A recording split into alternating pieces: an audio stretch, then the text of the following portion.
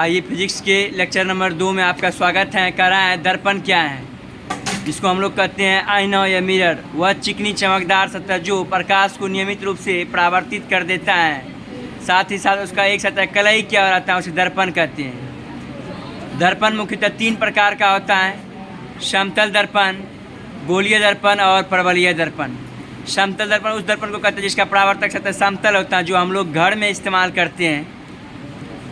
और गोलीय दर्पण उस दर्पण को कहते हैं जिसकी परावर्तक सतह किसी खोखले गोले का एक भाग होता है। जबकि परवलयीय दर्पण उस दर्पण को कहते हैं जिसका पूर्णतः गोलीय नहीं होता है सतह, यानी वह दर्पण जिसका परावर्तक सतह पूर्णतः गोलीय नहीं होता है, उसे परवलयीय दर्पण कहते हैं। गोलीय दर्पण 2 प्रकार के होते हैं। एक अवतल दर्पण, जो हम लोग मॉल, सैलून और ब्यूटी पार्लर इस सब में इस्तेमाल करते हैं। जबकि उत्तल दर्पण का हम लोग कहाँ करते हैं इस्तेमाल?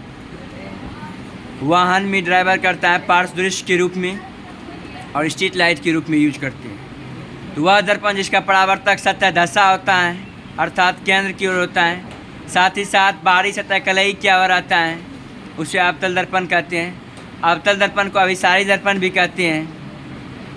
अवतल दर्पण में प्रतिबिंब वास्तविक और काल्पनिक दोनों बनता है। अवतल दर्पण का फोकस वास्तविक होता है।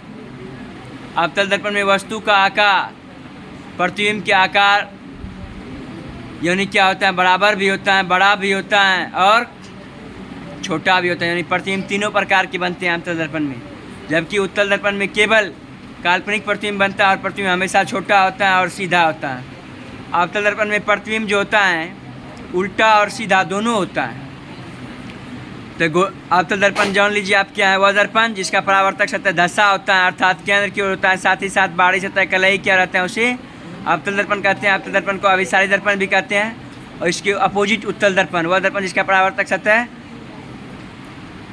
उभरा हुआ रहता है, अर्थात केंद्र की विपरीत दिशा में होता है, साथ ही साथ आंतरिक सतह कलई क्या रहता है, उसे उत्तल दर्पण कहते हैं। यानी अगला पॉइंट में हम तीसरे लेक्चर में सबों का डिफिनेशन लिखाएंगे और डिटेल से चलेंगे।